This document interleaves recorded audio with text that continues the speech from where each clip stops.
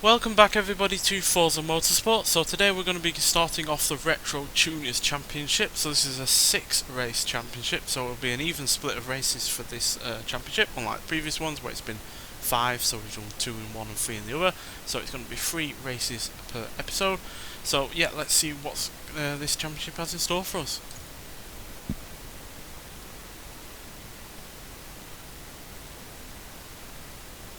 During the 1980s and 1990s, Japanese automakers built a group of dynamic performance sedans that created a hardcore fan base of driving enthusiasts and aftermarket companies who understood the untapped performance potential of these retro icons.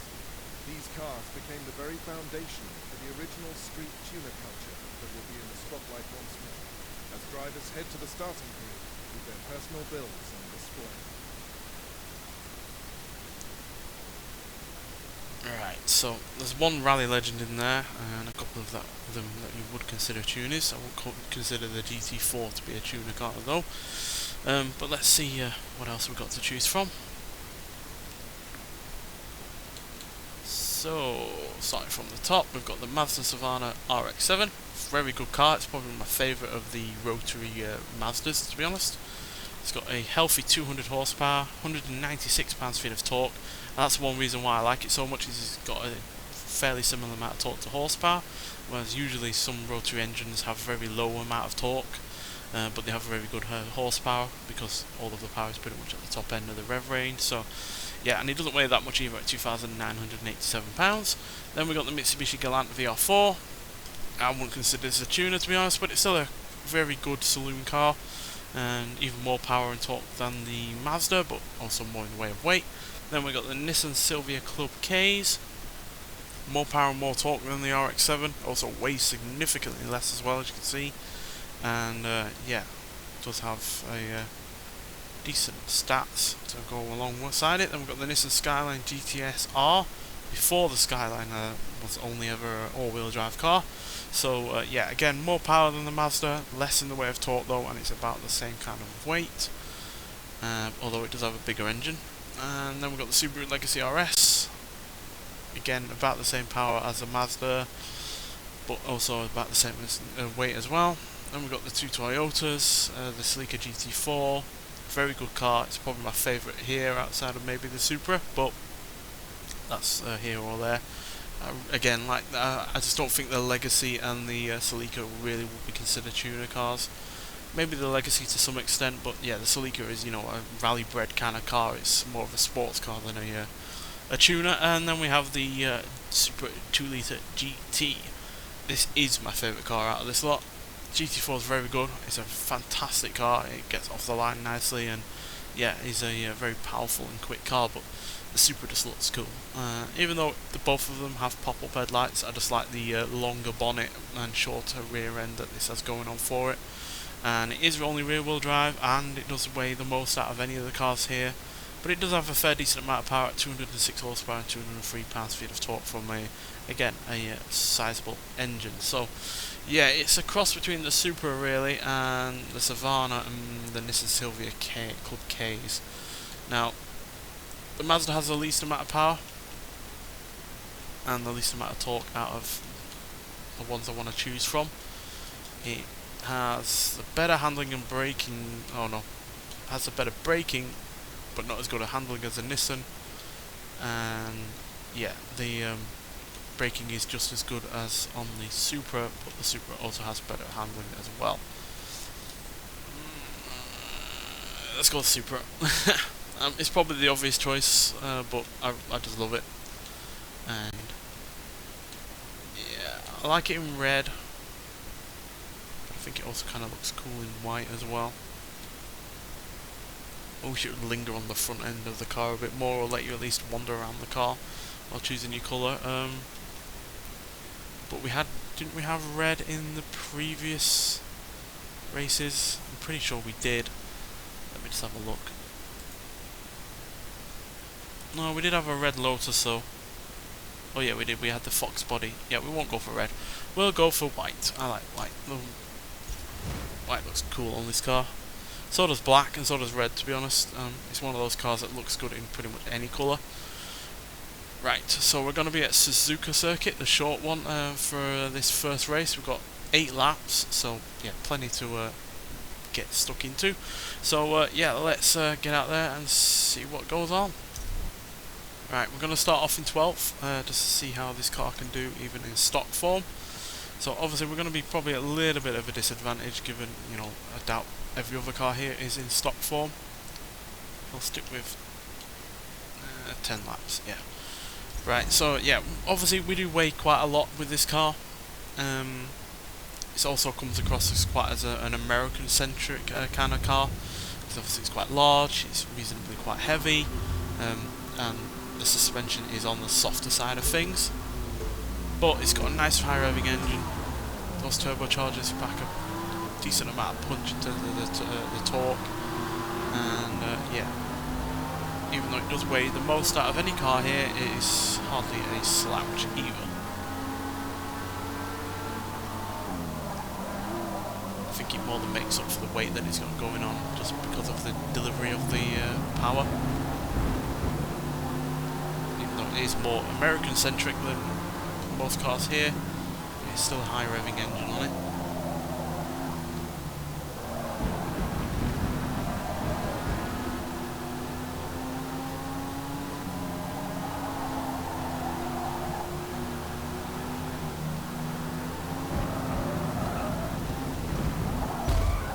See, look at the skyline there.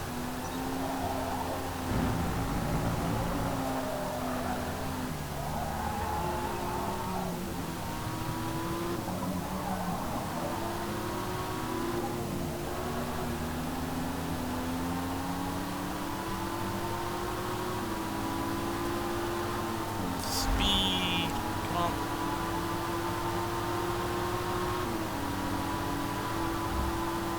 There we go, get to 5th just as we go across the finish line. So it might have quite soft suspension and whatnot, but it's still a very good handling car.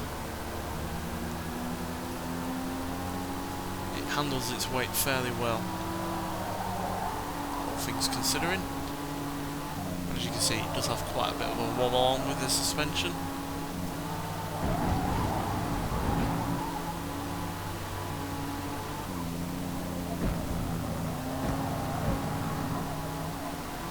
Yeah, at the end of the day, this is far more of a, you know, a GT car, a cruiser, more than an out-and-out sports car. Sure, you can treat it like one, and for the most part, it will deal with it. But there are the odd occasions where you can quite clearly see the car is on the wobbly kind of side of things at times.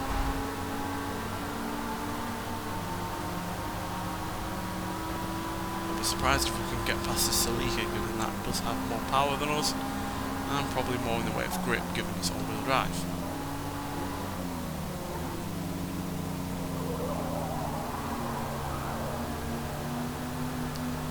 This car does tend to like to slide around if you push it too much, like that for instance.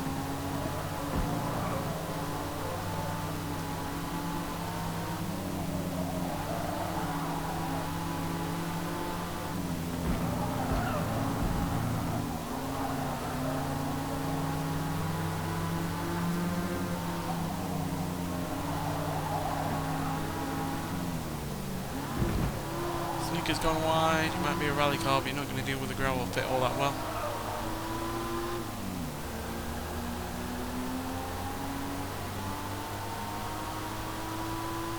Decent sounding engine on this as well, despite having turbochargers, which you might expect to overwhelm the noise of the engine, given, you know, it's only a 2 litre. Yes, it's an inline 6, but it's an incredibly small inline 6, so you might expect that the turbochargers are doing a lot of the work, but it seems quite even in that respect.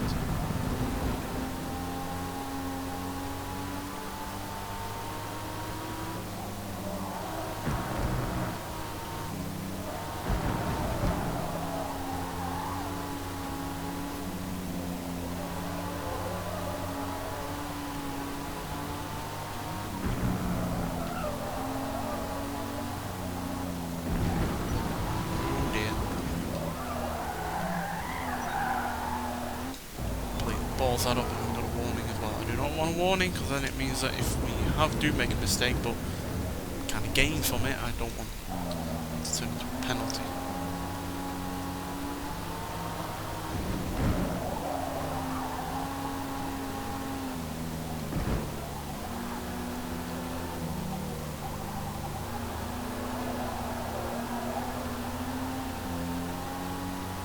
Caught up with one of the cars we were deliberating over. So this is Sylvia.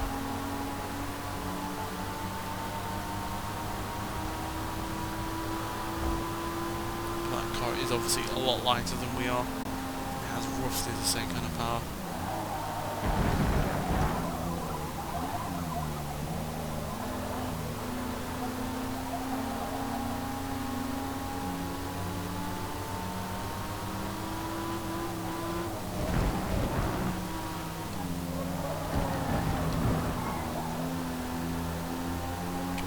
To get at least a podium.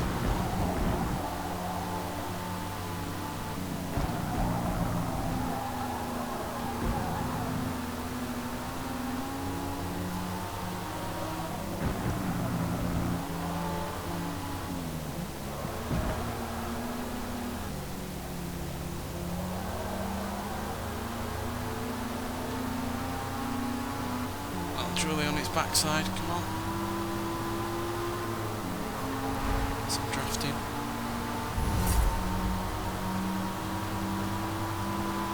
Three remaining. Yeah, there we go.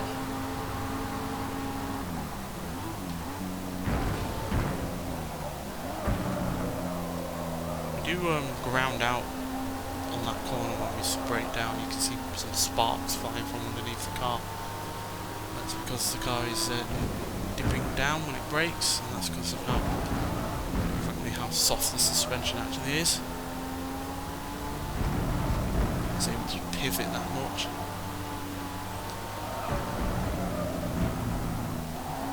But luckily, because obviously we're on a smooth track, it doesn't really matter. On a street circuit though, it will make a difference.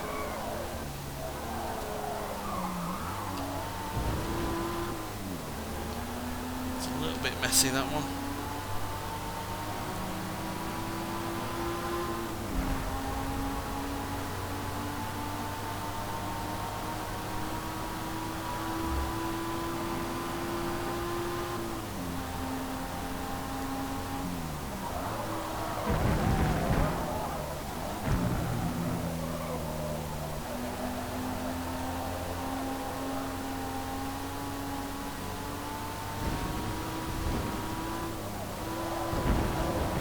First place isn't a million miles off lapping whoever's in last.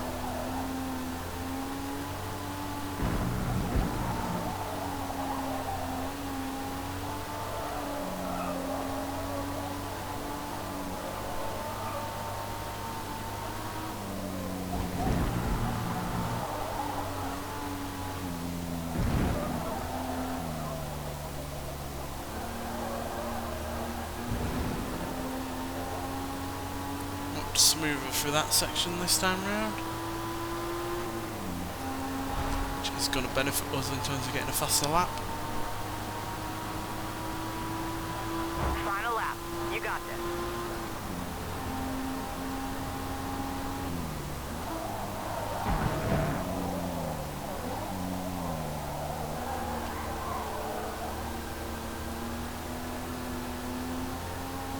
Certainly gained a bit of a lead over the fourth place, but I'm meant to make up enough ground to get to second.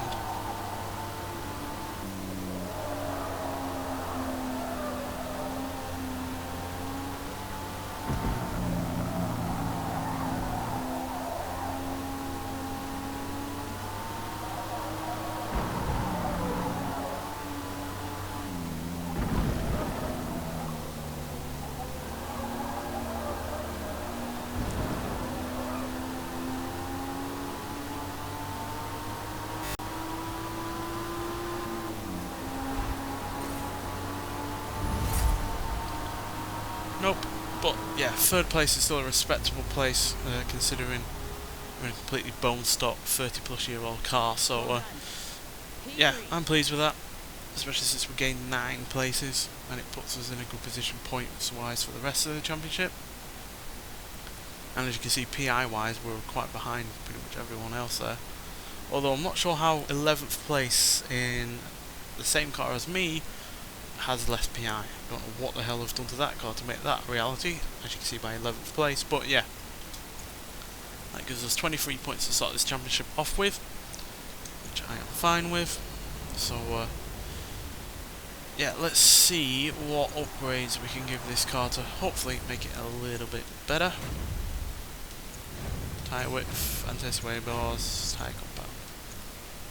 So yeah, we're on Silverstone on the national circuit for 5 laps, so significantly shorter race this one. So let's see what happens. So I think tyres,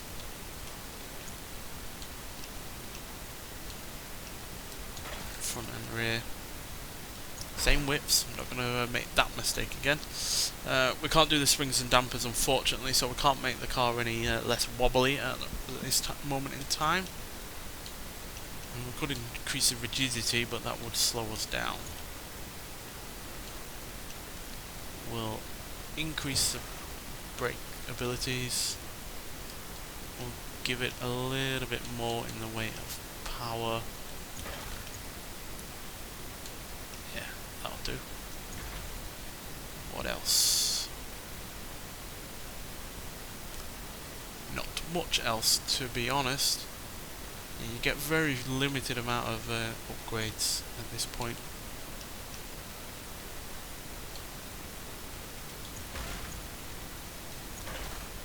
Do those just to lighten the car a little bit. Right. Especially since we would have added a little bit of weight with the wider tyres. Right, so let's see what we can do at Silverstone. Alright, we're starting off in 12th again. As you can see, it looks a little bit on the damp side of things, which is kind of predictable given where we are, but yeah, hopefully we'll deal with the rain fine. Reduce our amount of fuel. Right, so let's see what we can do now that we have better brakes, wider front and rear tyres, slightly more in the way of power, and hopefully more controllability. This won't have to deal with the wet launch given we're rolling starting.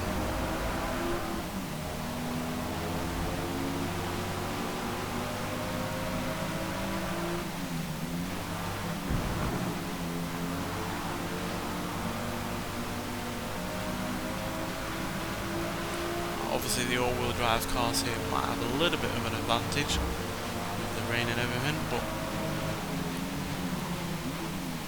I'm hoping the fact that we are rear-wheel drive only at least will give us a little bit better in the way of turning.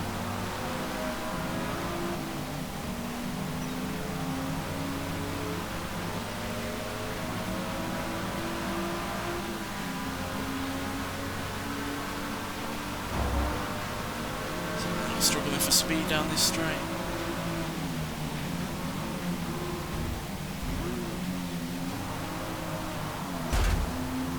Gonna move on, Mazda. Get out of the way.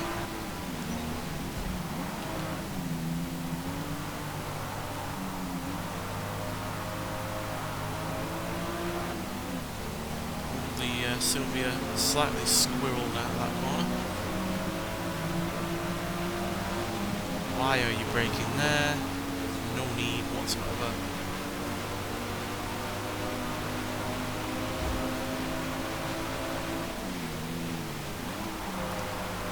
Why did you get scared enough to do that? Lord knows. But I'm just glad we've got into second, so that's a better position than before, which is always an improvement.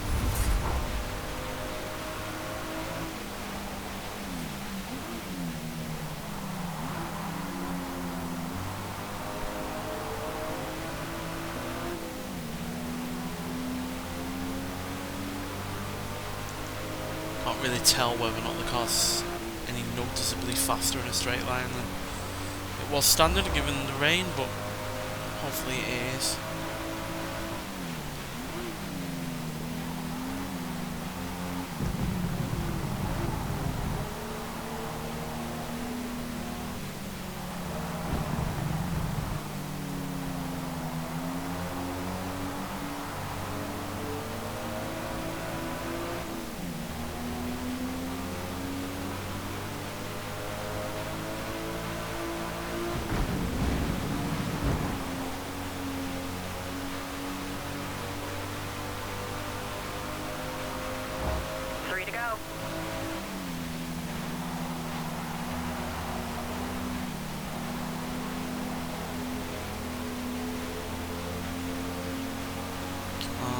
much as the Galan.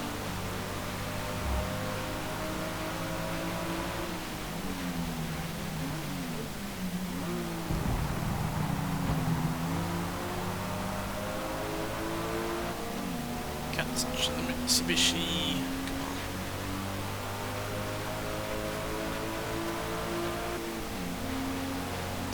Does have more power than we do.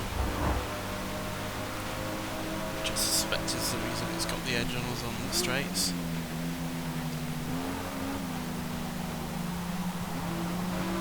We seem to have the better handling.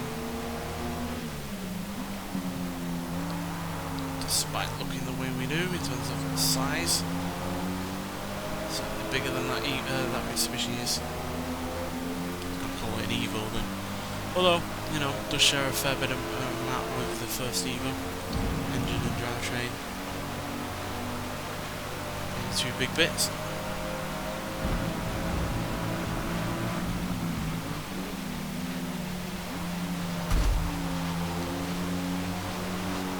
Right on your ass.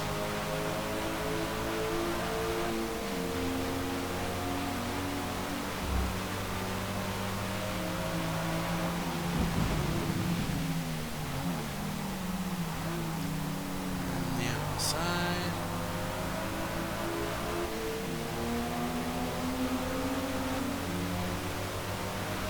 Earth are those wheels on that car? You're riding on the rims.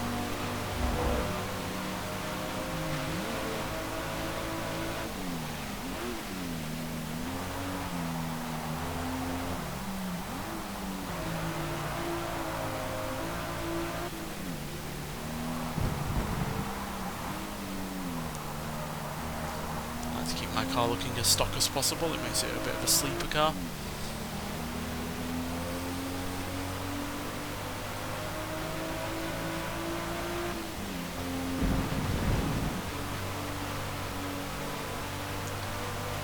Final lap. Final lap. I know, I just said that. So let's see this car home. Pack those bigger map points.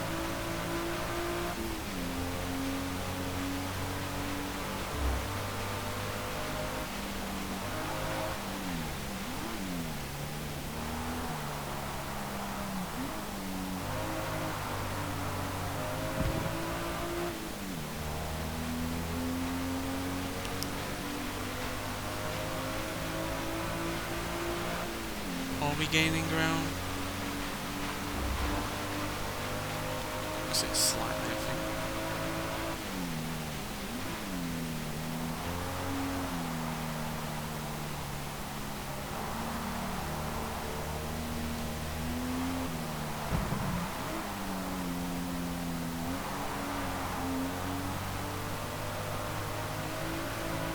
And as you can see, we still lean quite a fair bit. But overall, in terms of handling and general controllability, this car is really rather good now. Although it was, in some respects, in stock form, but I feel like we would have performed a lot worse had we kept it stock with this rain and whatnot. So, yeah, we got a first place position. Yay. Even though, again, our PI is quite down on the two preceding cars. As you can see, we are 12 less than the Mazda and 15 less than the Galant. So, yeah. That proves that, you know, it's not just about upgrades, but regardless, we are now joint first place with the Mazda, 51 points apiece, and another Supra is in third with 43. So still everything to play for. So let's get into the third and final race for this episode. See just what we can do now in terms of upgrades, fuel system, springs and dampers finally, differential, transmission, flywheel. Right, so we're definitely going to do, what race are we on actually next? Grand Oak Raceway for 6 laps. Okay, so another short circuit. Right, so springs and dampers. Ah, can't do them. God damn it, stupid. Right, we'll get rid of the ranty roll bars. Stop this car from rolling around as much, and then we'll lighten the car as well. by giving it a race flywheel, which as you can see knocks off a fair amount of pounds, but it also means that the engine isn't working as hard to get the revs up because the flywheel is a lot lighter. So that improves acceleration. Also, knocks out a bit of weight up front, so improves the overall weight of the car in terms of being a bit more even. Right, so let's see what we can do at Grand Oak Raceway. Right, we're going to start off in 12th again. I have tried to turn off the driver tar designs, by the way, I just remembered before starting this race, but as you can see, the game has not listened to me one bit. This game is still irrevocably broken still. Alright, so let's get in our fuel. Don't know why the screen has come completely black and it's not showing any of the cars, but hopefully, yeah, it shows up now. But yeah, I've tried to turn off the driver tar designs and they're just not going away. I don't like them, they just don't suit what I like the look of cars to look like, quite frankly. But regardless, let's see what we can do with better suspension now and a lighter flywheel.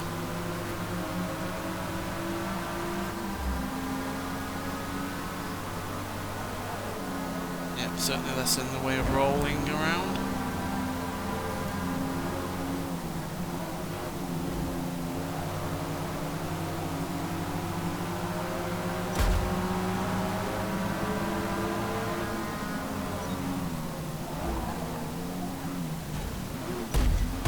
See, sorry Nissan.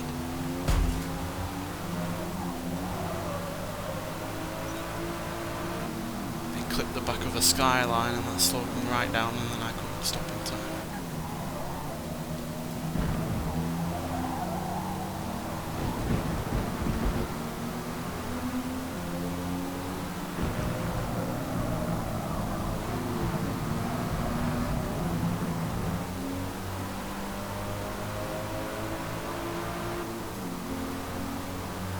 The revs do seem to come a little bit quicker now that we've got that lighter flywheel. We're certainly not rolling and pitching as much as before, so the suspension is definitely working.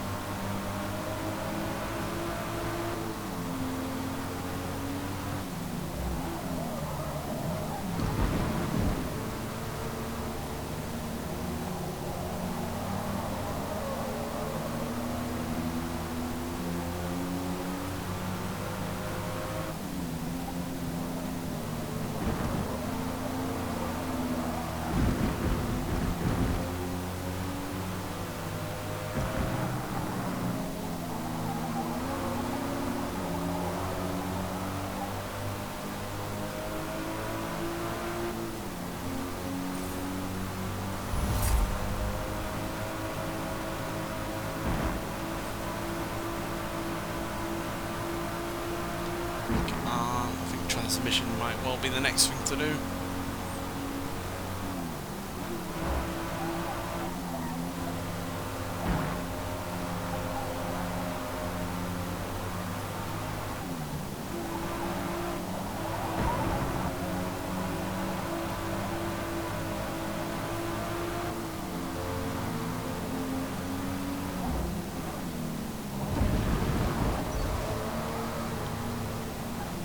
A little bit sneaky trying to do that.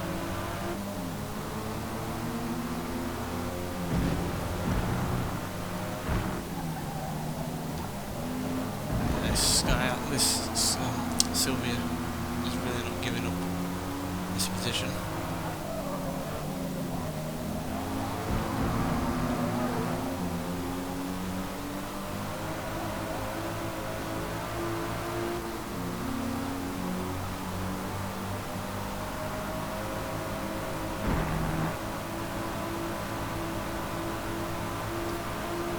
Most of the race just trying to get into 5th place. 3 left.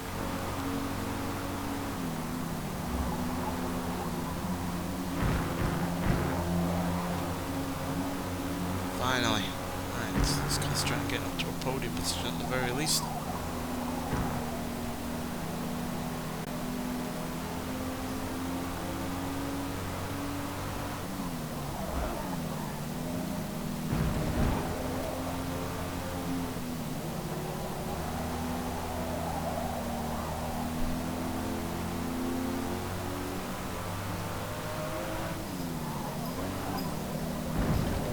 Skyline up front, which is obviously a little bit older than us, certainly seems to not have that much in the way of suspension upgrades. It does seem to be wallowing around a fair old bit.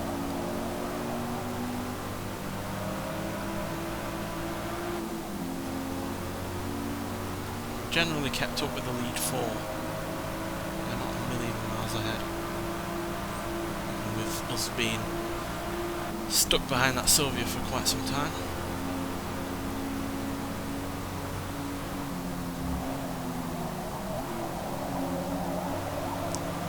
Plenty of speed through there, getting to 4th.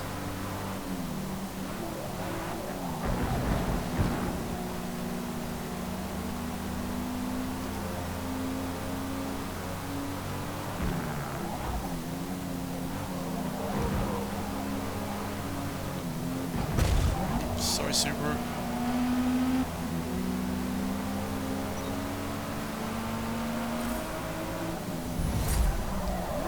That's a 3rd.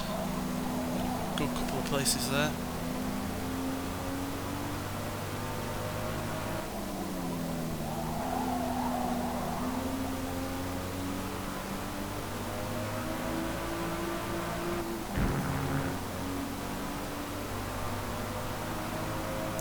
Why is that Celica braking so heavily on a corner where you, well, Mazda even, why is they braking so quickly, so much on a quick corner, I don't know. Gives us 2nd place, I'm not going to complain. Outside of the fact it's not very competitive, but oh well.